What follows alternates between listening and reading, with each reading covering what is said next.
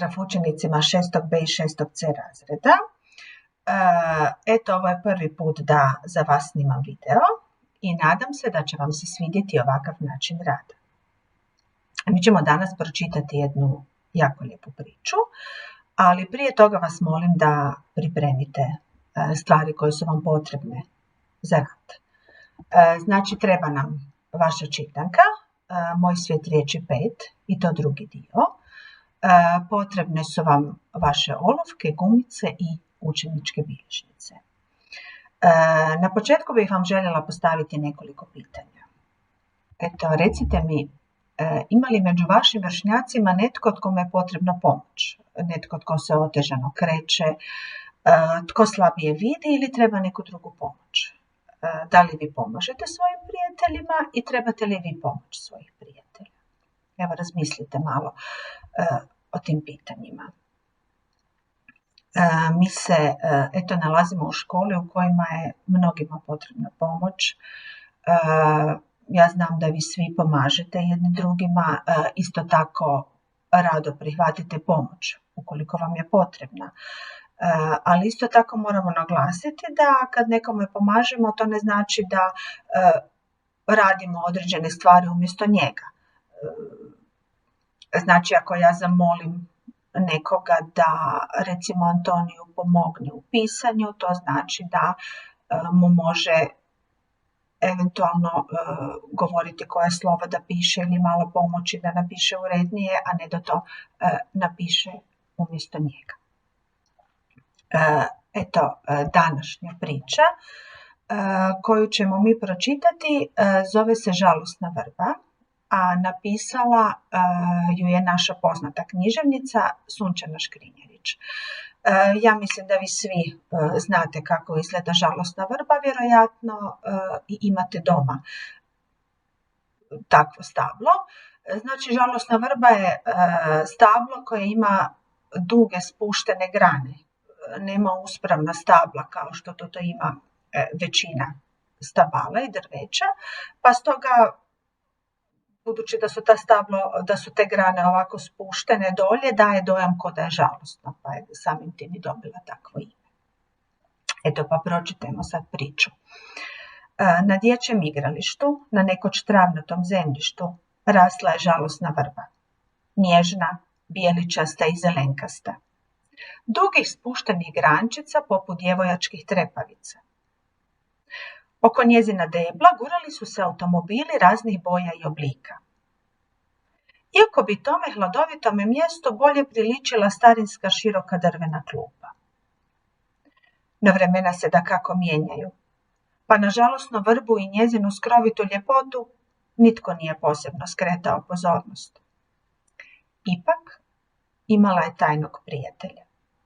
On je gotovo svaki dan promatrao iza prozorskog okna, na 4. katu obližnje zgrade. Dječak je bio u invalidskim kolicima. Čitao je, učio, gledao televiziju, čekao da mu se mama vrati s posla. Ali sa svoga prozora najradije je promatrao igralište i svoje vršnjake.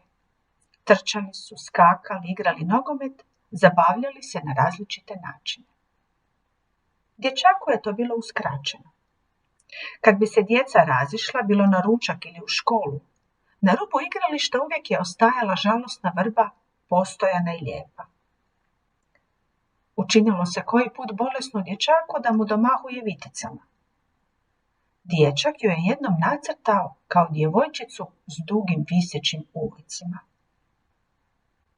Gle, rekla je mama kad joj je pokazao crtež. Ti imaš dara za crtanje. Kako si to lijepo smislio? Vrba, djevojčica.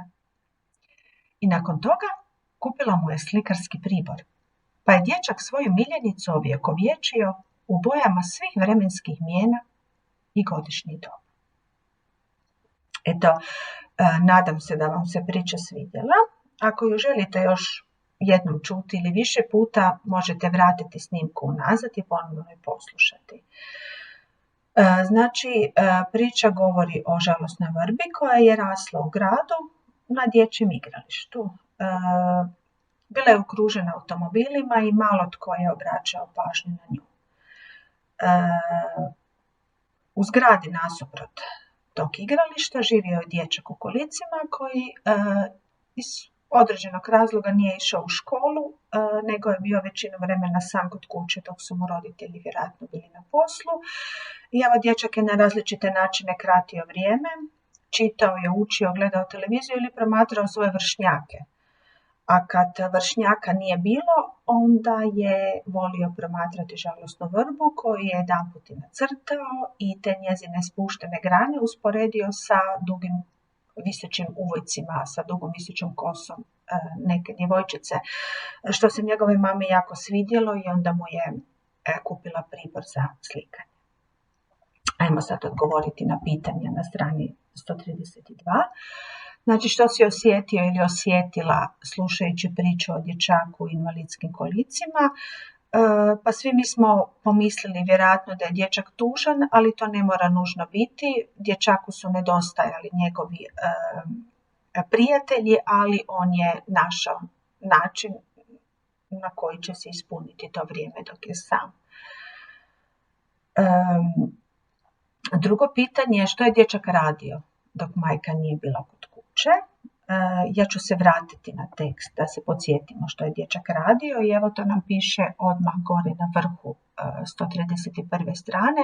Čitao je, učio, gledao televiziju, čekao da mu se mama vrati s posla, ali sa svoga prozora najradije je promatrao igralište i svoje vršnjake. Eto, pa možemo odgovoriti da je dječak i čitao, i učio, i gledao televiziju i promatrao s prozora svoje vršnjake na igralištu. Znači, možete obojati sva 4 odgovora jer su sva 4 odgovora točna. Treće pitanje, što su na igralištu radili njegovi vršnjaci koji mogu hodati? U drugom ulomku se također nalazi odgovor, znači trčali su, opet ćete pronaći odgovor i prepisati. Kako se dječak osjećao ovako sam? Pa možemo zaključiti da mu nije bilo ugodno biti samom, ali je ipak našao načine da si ispuni to vrijeme dok je sam. Kako bi ti pomogao ili pomogla dječaku u kolicima? Eto, razmislite malo o tome. Imate iduće pitanje što bi za njega učinio ili učinila. Mislim da vam svašta pada na pamet. Mogli bi mu doći u posjetu, nazvati ga telefonom, zamoliti njegovu majku da ga s kolicima dovede u park pa da se družite s njime i tako dalje.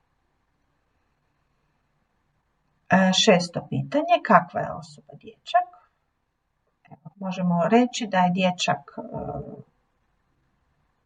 jedna vrlo snalažljiva osoba koja ima puno interesa i koji zna ispuniti svoje slobodno vrijeme.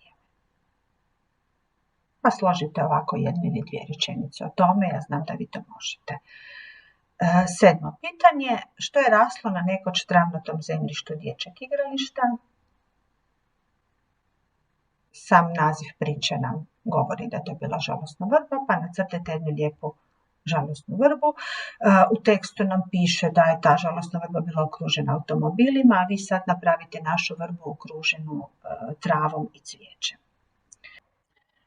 Spisateljica je, da bi dočarala ljepotu žalosne vrbe, uporabila 3 epiteta i 1 usporedbu. Pronađi ih u prvoj rečenici prvog ulomka i prepiši. Mi znamo da su epiteti pridjevi koji slikovito opisuju imenice, još ih zovemo ukrasni pridjevi. Pa evo idemo ih potražiti u prvoj rečenici prvog ulomka. Znači, na dječjem igralištu na nekoć travnatom zemljištu rasla je žalosna vrba. Nježna, bijeličasta i zelenkasta. Znači, to su nam ta 3 ukrasna pridjeva, pa ih prepišemo. Nježna, bijeličasta i zelenkasta. Usporedba je stilsko izraženo sredstvo kojim nešto uspoređujemo i obično ju prepoznajemo po riječima kao ili poput. Pa eto, molim vas da pronađete sami u prvom ulomku usporedbu i prepišete ju. Idemo na zadatke na 134. strani. Kome je žalosna vrba bila prijateljica? Upišite odgovor u krošnju žalosne vrbe. Znači, molim vas da upišete odgovor punom rečenicom. Žalosna vrba bila je prijateljica usamljenom dječaku. 10. pitanje. Imaš li ti prijatelje među stablima, biljkama ili životinjama? Kako se družite?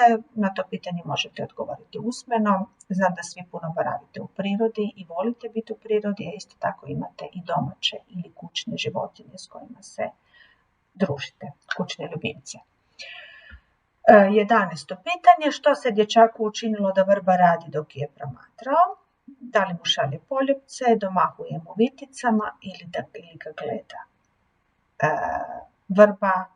Dječaku se činilo da mu vrba domahuje viticama, znači obojite drugu grančicu. 12. pitanje. O čemu govori ovaj ulomak? Govori li ulomak o zločestom dječaku, o veseloj igri ili o dječaku koji je volio vrbu? Ulomak govori naravno o dječaku koji je volio vrbu. I vaš zadatak za domaću zadaću je napisati pismo dječaku u kolicima. Znači, kad smo učili pisati pismo, spomenuli smo da svako pismo mora imati naslov, odnosno moramo spomenuti kome se obraćamo. Taj naslov vam je već tu i napisan, dragi nepoznati dječače.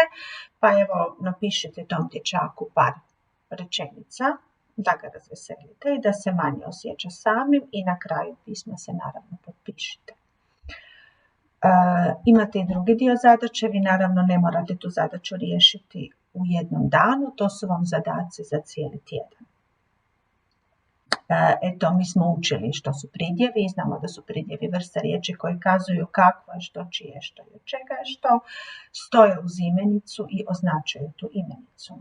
Također smo naučili da su pridjevi promjenjiva vrsta riječi, te ih možemo sklanjati kroz padeže i radili smo već te zadatke, pa ćemo sad kroz nekoliko zadataka to i ponoviti. Znači, vaš zadatak je sklanjati kroz padež i skup riječi žalosna vrba. Tko ili što stoji pred kućom? Pred kućom stoji žalosna vrba. Koga ili čega nema pred prozorom? Nema žalosne vrbe. Komu ili čemu se divim? Divim se žalosnoj vrbi. Koga ili što vidim? Vidim žalosnu vrbu. Dozivamo oj žalosna vrba.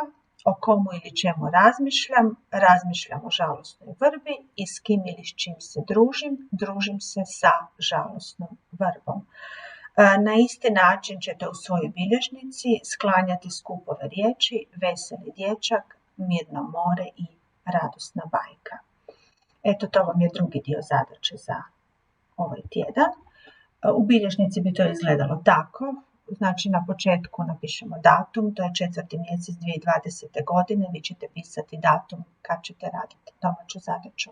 Stavimo naslov sklonidba pridjeva, prepišete iz knjige ovaj okvireni dio, definiciju što su pridjevi, što je sklonidba i nakon toga sklanjajte uz pomoć roditelja ili ako možete sami ta 3 skupa riječi. Veseli dječak, mirno more i radosna bajka. Eto, to bi bili svi zadaci za ovaj tjedan. Nadam se da ćete biti uspješni u rješavanju zadataka, a mi se čujemo i vidimo uskoro. Hvala vam na pažnji i doviđenja.